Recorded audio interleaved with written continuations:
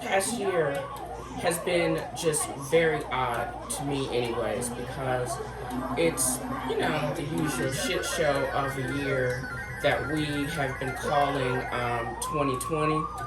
And Christmas has been just as weird, meaning I started shopping for different things because I had extra disposable income. When you're down to no mortgages, you get to basically possibly buy other cool stuff. And one of the coolest things that I bought, because I'm an old person that doesn't really know how to play most current day video games, including one of my favorites, which is Star Trek Online. I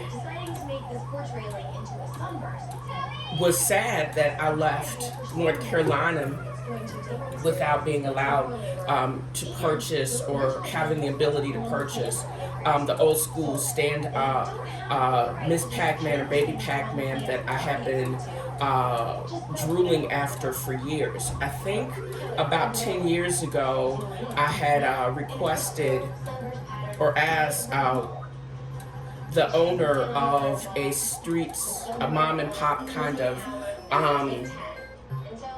gas station out on the highway in Fayetteville, North Carolina, what was being offered for those particular games. It was a Galaga as well as, I think it was a Miss Pac-Man, or was it a Pac-Man machine? I can't remember. And they said it really wasn't for sale and blah blah blah. And for years, even up until I left or sold my property out there just this past year, it was basically clutter. Clutter had been had basically taken over, and they basically dug it out again, and then I never saw it. At up to 40% off grocery store prices. I never saw it. But it wasn't operational. It didn't appear, and since I never got gas there, I just never went back, and I left town even prior to rolling up there just to make that offer. But I'm glad I didn't, because Best Buy towards the beginning of the Best Buy before the beginning of or at the beginning of the fall, basically we're taking pre-orders for these retro games. Included in this game is my favorite. I'm only good at like 3 games. Asteroid, maybe. Miss Pac-Man, and Baby Pac. I haven't played Baby Pac-Man in years, so I'm not even going to tell that lie. But what I am interested in is Super Pac-Man, which I do like playing. But I had gotten really good at this particular game, even as a kid, before I got old. If it just requires that I eat up a whole bunch of little dots or some cherries, it seems like I'm okay with that. But if I have to do code like in one of the iterations of Star Trek Online, or figure out some type of strategy, or kind of have to jump and go through these levels, I'm not very good at that kind of stuff at all. Crap. But I do like the opportunity of just showing, and it appears that I'm not all that good at this. The high score is only 13,000. I've seen it up to hundreds of thousands when it was in Flipper McCoy's arcade in Virginia Beach, or even at the Pizza Hut, also in Virginia Beach off of Haygood.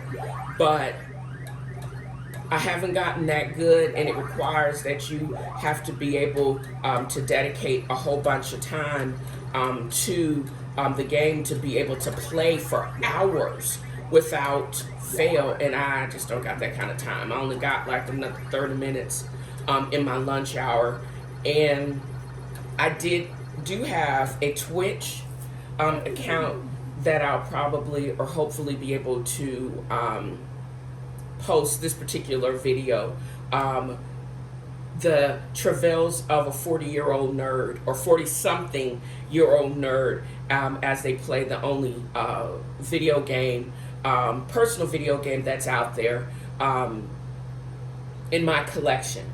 I'm thinking about also looking into a couple of pinball machines, a life-size baby Pac-Man if I can find it, or even some other type of multi-purpose console like this, because as I'm going to demonstrate, I not only have Miss Pac-Man and Super Pac-Man, I also have my other games that I'm halfway good at, like Galaga, as well as the original Dig Dug. I'm not really all that much of a fan of Dig Dug 2, but let's just see how I do in this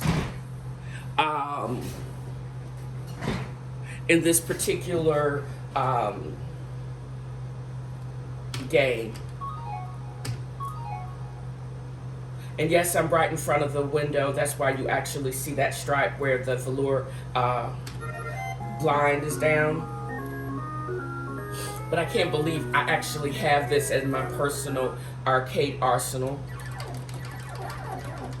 And it just seems as a simple game, completely relaxing. And I actually, it looks like I got pretty far on this one. I actually got up to 52,000. In order for you to basically get that high up, you have to get up to like 12, several levels, and also do really well in the challenges. And the only way to do well on the challenges is to make several hits, and it requires that you get one of your fighter crafts actually has to get captured, and you have to recover it before actually blowing it up. Maybe I'll start with just detailing this on my Twitch calendar. How many other old school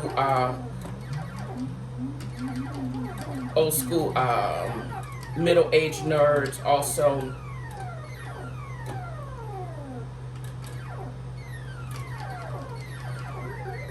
crap, I'm not gonna get it because I killed my last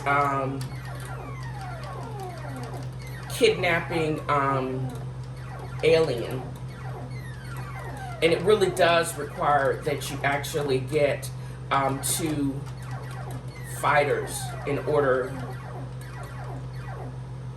to be able to do well and get all of those bonus points during the challenge stage. And the challenge stage is actually crap.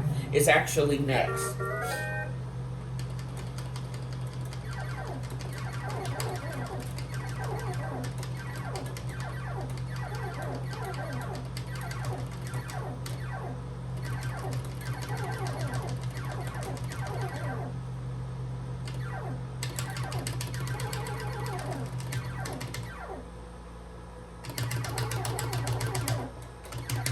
See, I would do better if I actually have the 2 fighters, but evidently I don't. So I'm going to get less than 3,000, and it requires that you get at least 3,500 to 38 bonus points in order to get that high score, 52,000, which I've only done once. Let's see if I can get by without killing all of the abducting aliens in this one.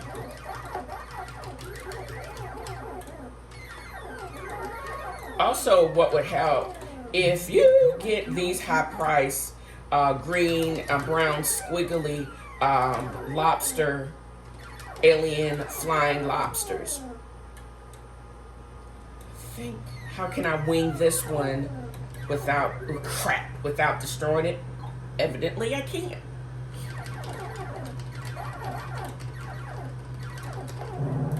Dang it. How much time do I have? It is 12:30.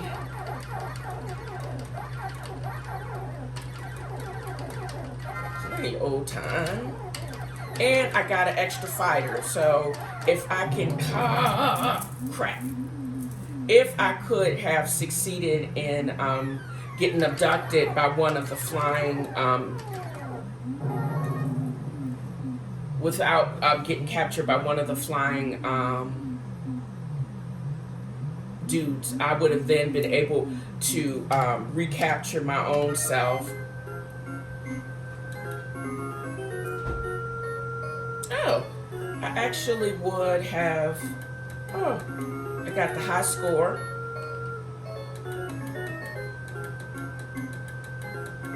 It's actually a pretty good coup.